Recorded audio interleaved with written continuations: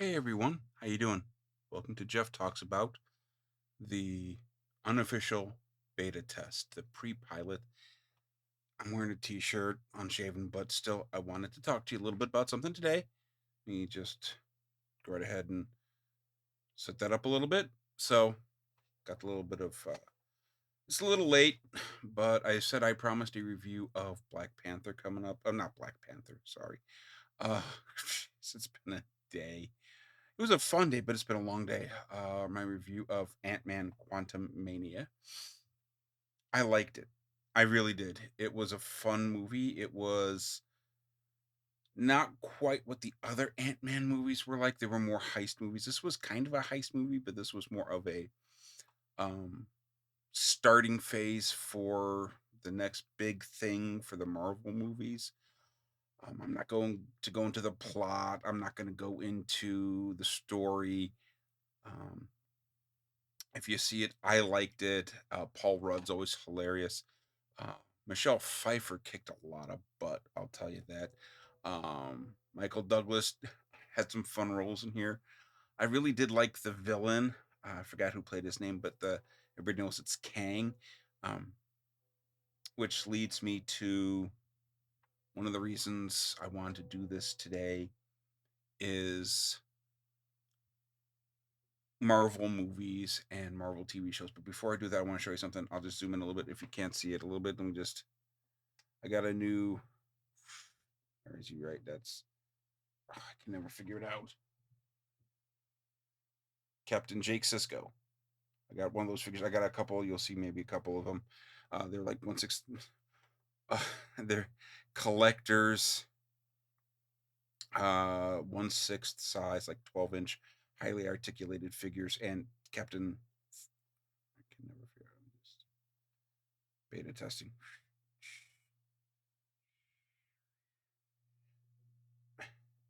That dude, Captain Sisko, favorite all time.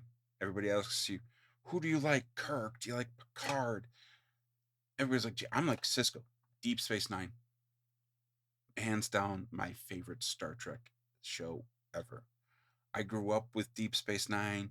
I loved. I mean, I grew up with the Next Generation. Everybody knew Star Trek. Everybody watched the old Kirk and the old. Zoom on. The old Kirkisms and all that. And I loved it. Everybody loved Spock. I grew up with the movies, but Star Trek Next Generation was mine. And then Deep Space Nine happened, and it just. I'll do something a little bit more in Deep Space Nine a little bit later. It's not my favorite all-time sci-fi TV show. That's Babylon 5, and I'll do a whole lot on that later. I'm getting off of Ant-Man Quantummania, I know, but let me get there. I just want to show off that. But Star Trek DS9 was my Star Trek. Still is, even though Strange New Worlds, the prequel to um, Captain Pike's Enterprise one right before Kirk. I'm not going to get into it, but it's just fun. It's good. I love it. And Picard season 3, I don't know where it's going to go, but the first episode looked beautiful, felt great, but I digress. Back to Marvel movies, back to Ant-Man Quantumania, and the reason why I'm making this video. If you've followed just Marvel movies, if you started with Iron Man or any of the other ones, you don't have to follow comics. You don't have to follow anything else.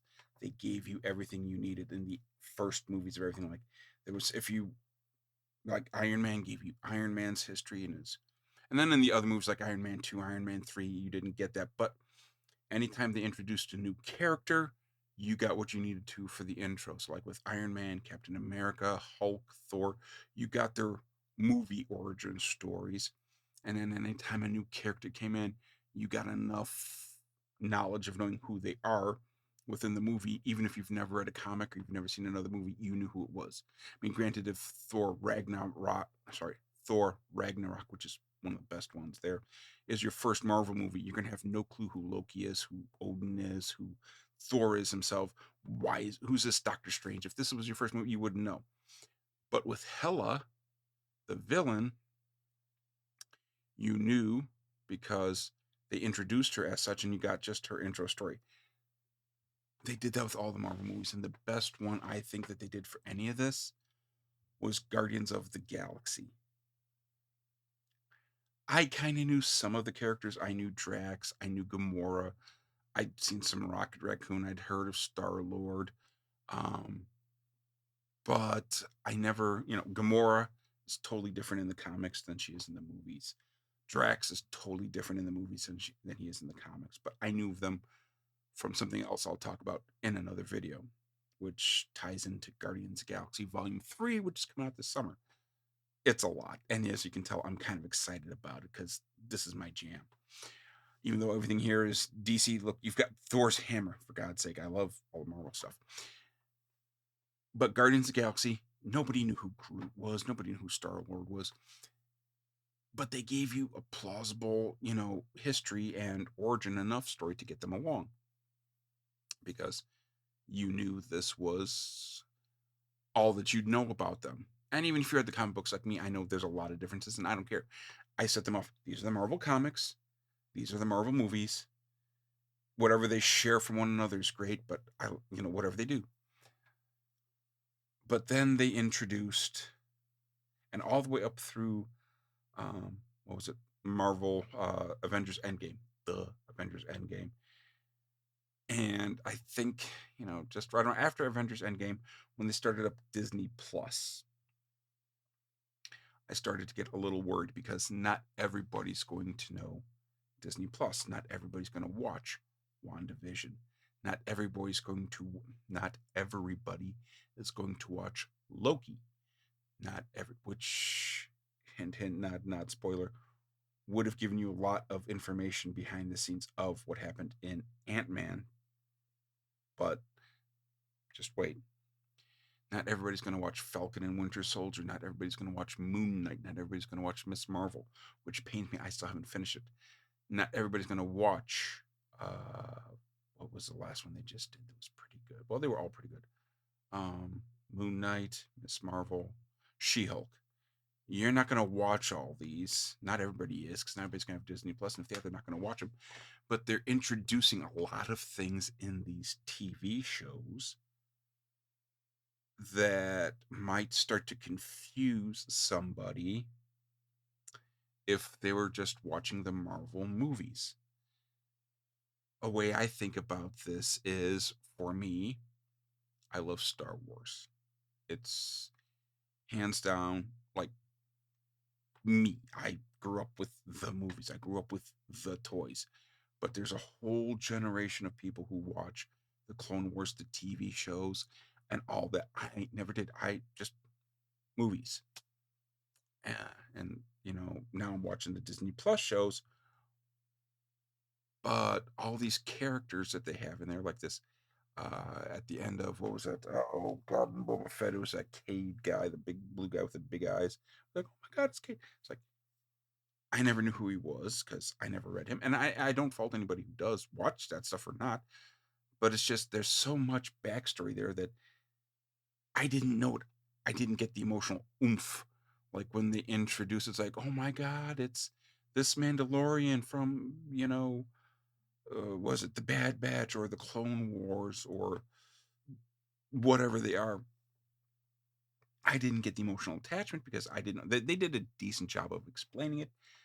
But the point is, as much as I love Star Wars, there are people who know a hell of a lot more about Star Wars that aren't in the movies that I didn't know about, which is cool. But the Marvel movies are such a thing that within like the last 10 years, they built this whole big universe. And all you need to know is that universe. And now they've got this little sub chunk where they introduced She Hulk. Who the hell is She Hulk? Well, I know her from the comics. Moon Knight. Who the hell is Moon Knight? What if Moon Knight shows up and it's like, what? If you don't watch the shows, you're not going to get it. Which is something that started to worry me because not everybody, like I said, not everybody's going to watch it. And the first movie that kind of hit this roadblock for me or this worry for me was Doctor Strange in the Multiverse of Madness. Because all of a sudden, if you've never seen anything else, they make a quick mention that Wanda did something somewhere, and all of a sudden she lost her kids, and she's the villain here. And if you didn't watch which one, boy, you can tell it's late. If you didn't watch WandaVision, you would have no idea what they're talking about and what the emotional thing is. They just kind of glossed over it. It's okay. I mean, they made a reference of it, and she had kids and everything, but it's like, why do I care? Well, go watch WandaVision. You shouldn't have to. Like, for me to enjoy Star Wars, I shouldn't have to watch everything. I enjoyed the Skywalker. I enjoyed the original trilogy. I enjoyed the prequels. I enjoyed them. I wasn't their audience. I realized that. But I gotta tell you, what was the Return of the Sith? The third one where Anakin turns into Darth Vader. Some of the whatever. Um, and then the recent trilogy, um, I enjoyed it, but it doesn't have an emotional ring to me. It just didn't. I'll go into a lot of that later. But if you didn't watch WandaVision when seeing Doctor Strange in the Multiverse of Madness, like, wasn't Wanda good? What happened to Vision? Um, all of a sudden it's like, why is she bad? So they gave a decent explanation like in a couple minutes, but they just like, okay, but it didn't get the oomph. So I mean, like there was a cool little thing like in Spider-Man, what was it, No Way Home? Is it No Way Home? No, Far From. The last one, the awesome one with all three Spider-Man.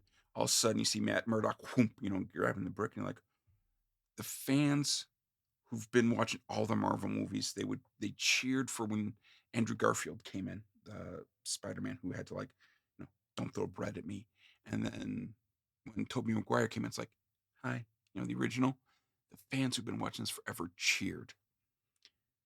When you saw the Green Goblin, when you saw Doc Ock, you were like, I was like, this is amazing. We saw all three Spider-Man, it's like, this is amazing. But where was I going with that? But in the beginning, when it was just like, whoomp, and who the hell's that lawyer? That's Matt Murdock. He was from. I found this on the web. Oh, sorry, Siri. He was from. First up, he was from the Netflix series Daredevil, which is amazing. And then he was also a cameo in She-Hulk, which was also kind of funny. But I cheered because I knew who he was. If he all of a sudden, like, I'm a really good lawyer, and he's seen this blind guy's like, who the hell is he? If you're not following Marvel Comics or watching the old Netflix Daredevil, you're not going to get it. And why are these people cheering? It's a cool thing, and it's definitely fan service, and I love it. But it's starting to me lose something. It's starting to require a lot more oomph out of people. It's like to compare to the comic book world. Batman's really popular in comics, and there are like 5 Batman comics out there, and there's Spider-Man's really popular, and he's got like 4 different titles out there every month. And it would be like they make you read every single issue of all 4 issues, and if you miss one, you miss something. It's like if they're all intertwined. It's a little like that. They're requiring a lot more out of you, and I don't think movie audiences are gonna stick with it like us crazy comics folks. Not long-time comics folks. Anyways, back to Ant-Man and Quantummania. The villain here, his name is Kang the Conqueror. And he's been around a long time in the comics, and he's really cool. I mean, it's like, they defeated Thanos. What else can happen? Trust me. Ant-Man, Quantumania did for the movies what other things have when you see Multiverse of Madness and Spider-Man, when you saw all these other people coming from the multiverse. Quantumania gave us the introduction we needed to this character, Kang. Even though he was in, and he was kind of like the behind the scenes villain in the Loki Marvel Studios Disney Plus show. They never really gave him the name, but it was the same actor. I think it was Jonathan Majors. Let me look that up. Hold on. Yes, I could look it up on the computer here, but I'm gonna look it up on the phone. Hold on. I'm being silly here. Who played Kang in Ant-Man Quantummania? Jonathan Majors. I don't know if you can see Jonathan Majors. If you saw Loki, you'd know who he was and like, oh crap, they're bringing him in. But you didn't need to. And I was kind of wondering when I knew who the villain was in this movie when they say like it's like Quantumania and it's like it's gonna be Kang. I'm gonna be like, are they just gonna assume that everybody watched Loki? Thank God they didn't. Oh, God, thank God I'm recording too. What am I at? We are at about 15, 16 minutes now. Cool. Sorry, it has been a long day. I went shopping with the kids afterwards to an outlet mall. Went to Lindt chocolate stores, and I made the worst dad joke ever. It's like, this isn't a there's only chocolate with all the Lindt. I thought we were going to see Lindt chocolate with the DT. I made a Lindt joke like, little furball Lintz. They're bad dad jokes, and then there are bad dad jokes, and that was a bad. It's funny for like 5 seconds for me, but Quantum Mania gave us an explanation for at least a Kang. If you see the movie, I'm not going to spoil it, but also, with multiverse, there were three Spider-Men. Okay, multiverse kind of leads there might be at least three Kangs or whatever. I'm not going to give any spoilers. It's a Marvel movie. Just stay for the credits, and then stay for after the credits. Um, yeah, they gave us an explanation, which means you didn't have to watch Loki to understand what was going on. Now, what's cool is they brought that back, and that's what made me excited. Now, as far as Marvel movies go, this isn't the best. Ant Man's always been a little bit of a quirky one.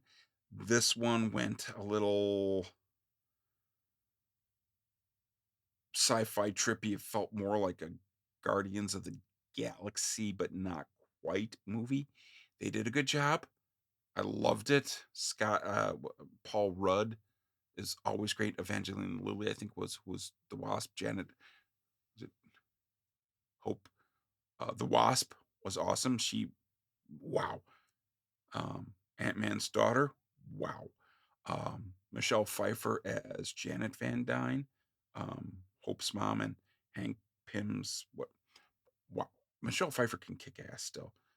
Everybody had a great role to play, and it was funny. I liked it. It didn't lean too much into um, odd humor, which I think um, Thor: Love and Thunder did, because um, Thor: Love and Thunder leaned into it a little too much in some places, a little bit too. This one kind of pulled it back in. Thor: Ragnarok is a high mark, and I'll talk maybe about the Marvel movies in their own reviews. But like I said, I don't want to give spoilers. Um, but basically, the thing is, um, Kang's the bad guy. He wants to destroy the multiverse, and the only way he can do that is to get something back from Janet Van Dyne, was stuck in there. If you remember, like in the first, no, it was the second movie when they brought her back in, and then she just went poof like everybody else after the snap. But she did something down there that he needed to get back so he can get out and do what he wanted to do. Um, it was funny. There are some laugh one out loud ones. They introduced um, a rather obscure character in comics in a hilarious way that tied back to the first Ant-Man movie that I never suspected. And he had one of the funniest lines in the movie toward the end. And it just felt funny enough to write. And I liked how they brought him in. It's odd because it's supposed to be in the small world. Bill Murray is Bill Murray is Bill Murray. He's Bill Murray. He's in the movie. It's not a surprise. They even have a picture of him in a poster. Like, Bill Murray. He's worth every penny that you pay for Bill Murray.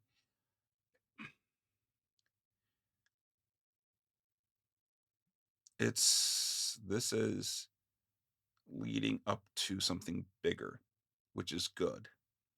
But they're bringing it back to just not needing you to watch every single thing. Now, in the next few movies, um, I'm looking forward to Guardians of the Galaxy 3. All I'm going to say about Guardians of the Galaxy 3 is that it contains my favorite superhero. Most people know is Green Lantern. Here's the tattoo. That's Green Lantern. I can explain the others later. There's a story behind that, but Green Lantern is my favorite superhero ever. We'll talk about that Ryan Reynolds movie. I mean, you've seen Deadpool too. He like everybody makes like don't make the super suit green. It was just whatever. But my favorite all-time comic book character is somebody called Adam Warlock. And I kind of got into him back in 1991 with the first issue of the 6-issue miniseries comic book of the Infinity Gauntlet. Infinity Gauntlet is what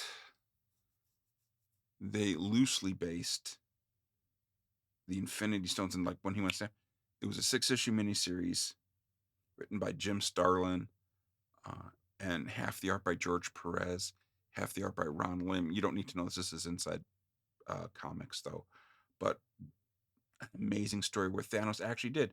Where at the end of Infinity War, the movie where he snapped his fingers, that happened like in page 4 of the first comic, and it was Endgame was basically everybody dealing with that.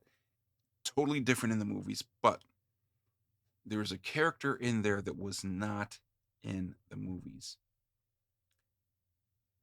but he was kind of hinted at in the end post credits. I'm not going to care if it's middle or end, but he was mentioned in or hinted at the post credits of Guardian of the Galaxy Volume 2. And she will call him Adam. And he's actually showing up in Volume 3. And he's Adam Warlock. I don't know how different he's going to be from the comic book. There is one specific thing that's going to be totally different than in the comic book. And I'm cool with that because I trust James Gunn, the guy who did all of them and did Peacemaker for HBO. And he's running DC Comics movies now, but that's a whole other thing. But James Gunn did Guardians 1, Guardians 2. I trust him for whatever slight changes there will be. But Adam Warlock is coming, and I am psyched for that. I don't think you're going to have to worry about having much of the Marvel history come in or Marvel movies come in because Guardians of the Galaxy 3, if you've watched the first two, you'll know enough. They're always independent enough movies. But wow, does it look good. But for the movies coming up, I like you might see She-Hulk, and if you didn't watch a She-Hulk show, you'd be like, they better give you a good explanation of who she is. Um, Comic version, she's the cousin of Bruce Banner. She got hurt. He had to give her a blood transfusion. She go roar. Pretty loosely in the same TV show thing. If you watched Loki or you're going to watch Loki season 2, Kang or is going to probably have something to do in there and the multiverse. Now, if you haven't watched Loki, you should. It's great. Um, but now you also know that, like for there's Captain America 4 coming out. I think they're calling it New World Order. The last if you watch just the Marvel movies, is old Captain. And guys, I'm spoiling Marvel movies, but for God's sake, it's been a couple years. I'm sorry. You saw old Captain America give. God,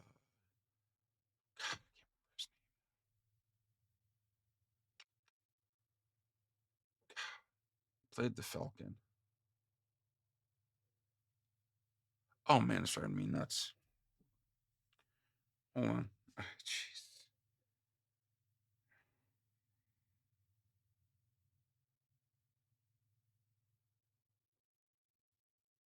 Sam Wilson. Duh. Sam Wilson.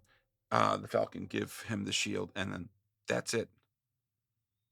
Now, when Captain America 4 comes around, you're going to see him in an all new suit. Like, what the hell? You have to watch Falcon and the Winter Soldier. Hope to give what the point of this video. The point of this is I know the sound works. I think I got the color corrected. I just wanted to get something out there that I think has good content and see how it goes and see how it posts. If I got the whole system down, and I had something I wanted to say. Now, this isn't the first video. I'm going to be shaved. I'm going to have like a real script. I'm just winging this. But I'm actually having fun. But Marvel needs to be careful if they want to keep the movies, decently self-contained, because I don't expect everybody to watch every single thing. And that's what also scares me about what DC is doing in their movies. By the way, I saw also a trailer for The Flash, and everybody's excited about Michael Keaton's back as Batman. It's a trailer, it's out there. Look it up, no spoilers. Yes, he is, but we don't know what else is going on. Um, but I'm excited for that. Everybody says Michael Keaton's the best Batman.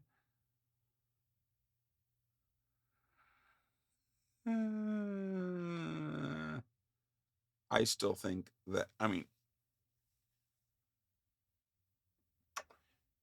Val Kilmer got an okay. Okay. George Clooney got screwed on a script. He would have been awesome. I think if you'd put him in instead of Affleck, he would have been great, but you needed Affleck. And I think Affleck got screwed over by Warner Brothers interfering with DC. Because I think Affleck's the bomb, yo. And sorry. I really liked, I thought he was great. You can tell he was half-assing it in Justice League because everybody was half-assing it in Justice League. There's a whole story behind that. But I think he would have been great to go on and build up more. Um, Christopher Nolan's Batman it just is. And Robert Pattinson's Batman, the Batman, was good. I'm glad they aren't tying it to main DC Comics. We'll talk multiverse and Elseworlds and alternate universes and all that stuff. It's all what the podcast is going to be, or not podcast, or whatever I call this YouTube, whatever. Um, so what's going to be about? It's going to be about movies, um, comic books, movies from comic books from movies, music, TV shows, um, me, just anything. But Marvel needs to be careful, and DC needs to be careful that if you're bringing everything in, you're going to make everybody watch everything. It's going to be overload, folks. It really is. And you don't want to overload them. I was just watching a YouTube video about the biggest selling comic book ever. 90s was peak comic bookness. And comics, folks, will make a lot of sense as I talk more about this. But there was a time in the 90s when an X-Men comic, X-Men were like the thing. I was never really into them. I'm different, admittedly, but sold 8 million copies because everybody was trying to collect them, and it was like so wildly popular. 8 million copies of one issue of a comic book. You can find them now in like quarter bins or 50-cent bins. Not worth the price it was on the cover. But now comics are lucky if they sell 100,000 to maybe $200,000 an issue, 200,000 copies an issue. So you're going to burn people out. You can't keep churning and burning. I trust Kevin Feige, and I promise if I'm pronouncing that wrong, somebody will let me know. But he's the head of production of Marvel Studios, excuse me. I trust him. He's done pretty well. I think, Eternals wasn't my jam. I liked it, but I didn't care about it. Like at the end, going back to Guardians of the Galaxy, I didn't know about any of them, but at the end of a movie that I have characters I've never really heard of, I cared about a talking tree saying "I am Groot" and a computer generated raccoon. I cared about them. I was loving them. At the end of the Eternals, I was still wondering what's their name. What happened? It's like now all of a sudden the Earth has got this big hands coming out. the end credits of that movie gave me some hope because it introduced one of the, like I said, Adam Warlock's my favorite comic book character. It introduced one of his, in the comic book, one of his sidekicks or companions, um, Pip the Troll. And guys, I'm going to be saying stuff because these are movies that already, if you haven't seen them, it's a little late for spoilers. Like I said, so I haven't given anything away about Ant-Man. Uh, Anything other than the main plot is bad guy needs something from good guy who had something a long time ago. Everybody kick ass. Um, Good post credit scenes. It's typical stuff. I mean, if it was a bad movie, like Eternals, it was just like Eternals was gorgeous. It looked great, but it had characters I didn't know, which is fine. I didn't know anybody in Shang-Chi, to be honest with you. That's like one of the first movies I really knew literally nothing about. I knew Shang-Chi was a character from the 70s. He did Kung Fu. I loved that movie and I ended up caring about them. Eternals, I didn't. I think it was a miss. Um, and I'll tell you that. But I wouldn't spoil the movie for you then. So, like, I'm not spoiling Ant-Man now. But I'm hoping the point of this was to say you're not going to need to know who the hell these new people are because they'll tell you. If this is coming into your first Marvel movie and you're like, why are they calling it's like he saved the world? Yeah, you're gonna need to know those movies, which I'm fine with. You kind of, it's like, you can't come into season 3 of Lost and expect to know everything. But, which by the way, I never watched a single episode of Lost. My dad loved it. I never watched it. I don't know if I ever watched it. I also have never seen Breaking Bad. I've also never seen, what was it, any of the Game of Thrones. It got to a point where it's like, hey, you gotta watch this show. I'm like, great. It's 4 seasons in, okay, and I have to watch it. Do I have to watch every episode? Because like with like Friends, you can jump right in. Sitcoms, you can jump right in. You might, take a little bit to know who the characters are, but you're not going to lose everything. But it's like, no, you got to start from the first one, man. It is, you need everything. It's like things happen in episode 3 of season 2 that lead into. I'm like, okay, you're telling me I've got to watch. There are these 3 amazing shows, and I have to watch 3 seasons each fully to catch up with you guys. There was one show I did that with as it was happening, and I didn't know it was happening though, and that's Babylon 5, which you may have not heard of. God, I am rambling, but I'm having fun. This is what I want to do. Um, but Babylon 5 was one of the first beginning to end consistent story arc. Everything builds. You kind of need to watch every episode to get it all. And I was fine with it because I was watching it week by week. But there's no way I'm going to, like, the DC shows are out there that they're like Supergirl, Superman, Flash. Yeah, it's building up and everything, but you can probably catch season 7 and get a good gist of what happened.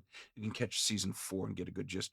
You don't have to watch, oh, something happened in episode 12 of season 2 that's coming back in episode 6. You don't have to do that because it's really hard then to watch to catch up on all these shows. So I haven't watched any of them because I'd have to watch all of them. So maybe one of these days I'll binge something. Um, but a review of Ant-Man Quantummania, it's a solid 9. If I'm being generous, which I am, it's a solid 9. It's not the best Marvel movie. It's not the worst Marvel movie. The worst Marvel movie is like a 7. The best is a 10. So 9, it's what you get from and an 8 to 8.5 is a solid Marvel movie. I would give like Iron Man 3 an 8. I'd give Iron Man 2 a little bit higher, but everybody thinks I'm crazy. Everybody's like, Iron Man 2, that's one. The high mark for me in Marvel movies, excluding the Avengers movies, because those are like the jam sessions. The standalone character Marvel movies, the high point for me is Captain America Winter Soldier. I've had time to think about that. I mean, Spider Man No Way Home is like It's neck and neck on any different. Like if you'd ask me, maybe this 2 days later, after I just watched Spider-Man: No Way Home with is that much better. But that's all fan service. The just straight up best Marvel movie ever for me is Captain America: Winter Soldier. That's the bar. And on the low end, used to be the first two Thor movies and maybe one of the Hulks, but now it's the Eternals. Quantummania is fun. Is it going to change your life? No. You're going to be at the edge of the seat sometimes? Yeah. You're going to be rooting for everybody? Yeah. It's a Marvel movie. There's a formula.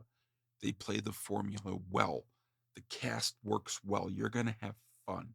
I don't know who's review bombing it and saying, it sucks.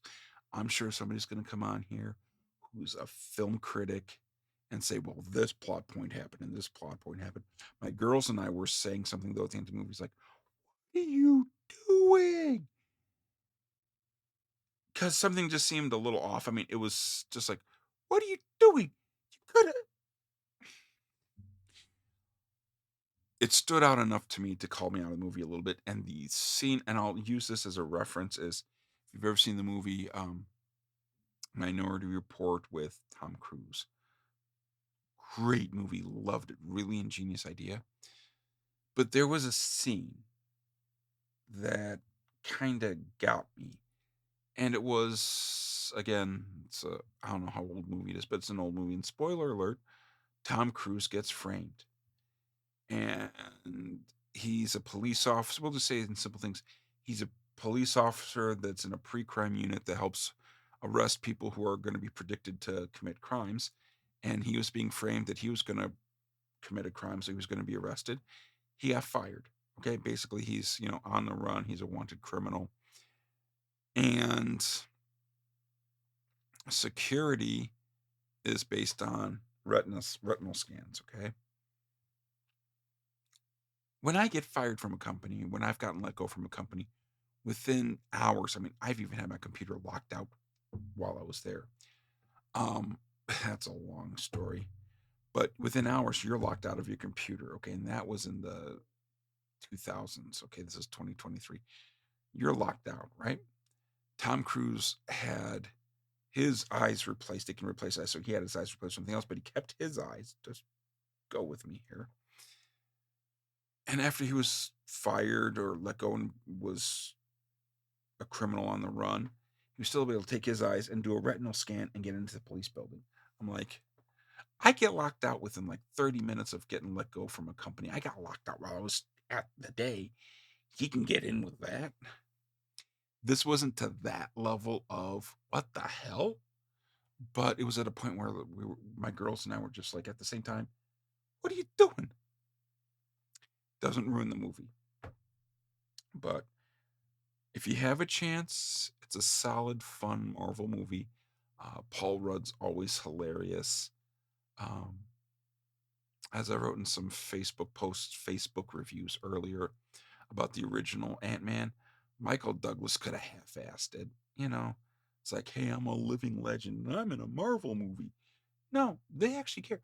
Michelle Pfeiffer is every bit as good as she was in Batman Returns as Catwoman, which is everybody's like, oh my gosh, they don't hide her age. She's great. She still kicks ass. Um, the one gripe I'll have though is it's Ant-Man and Wasp Quantummania. The Ant-Man and Wasp are there. Neither one of them really has the lead in the movie. It's more of an ensemble, which is fine, but it plays well within the dynamic. I'm coming up on 40 minutes here. Wow, I've talked this long on work calls, but this is something impressive for this. Yeah, Ant-Man and the Wasp, Quantumania is a good Marvel movie. It's a fun movie. I would recommend it. I don't understand why people, I'm sure there are logical fallacies. Like I said, someone can come in and pick the plot and I'll be like, yeah. But the way I look at movies is, do I go in? Do I enjoy the movie? Do I come out having saying, yeah, that was fun? And then does it last? Is this going to be the movie? I'll tell you right now, when Spider-Man No Way Home, when I got out of seeing that movie, I instantly called my brother-in-law Tom, who's a big, huge Spider-Man, and like I'll show you one of the drawings he made for me. He's a good artist too. He made me a Spider-Man drawing. He's a big Spider-Man fan, bigger than anybody I know. And I called him. I mean, that movie. So I was like, Tom, you need to see this movie. My girls on the phone, like, yeah, it is. So it is. It lived up to the hype, and that movie stuck with me. It's that. Well, that. It's the movie. I go, will I ever watch Ant-Man and Quantummania again? 5 times in a row? No, but it's a good movie. Will I ever watch Eternals again? Maybe if I'm, in the mood to see what's going on, and maybe, see if my opinion was harsh on it. But no. Um, but plot holes and things like that, unless they really drag me out of the movie, I'm not gonna go all, you missed this. Oh, you could have done that. That's not a character. No. If I ever get to that point, because the movie actually did get me to that point, yeah, I'll share that. But I went in, I had fun, and I'm a comic book fan. The freaking Avengers, okay? By the way, thank you, Teresa. The girl's grandmother made me that as a Christmas gift one year. I love that thing. I got freaking Lego Batman. I got the Infinity Gauntlet. I got the Nano Gauntlet. I got Thor's hammer. Batman. And now Captain Sisko. But I can show you my comics collection. If I enjoy something about the comics, I'll tell you. If I don't, I'll tell you. But wow, sorry.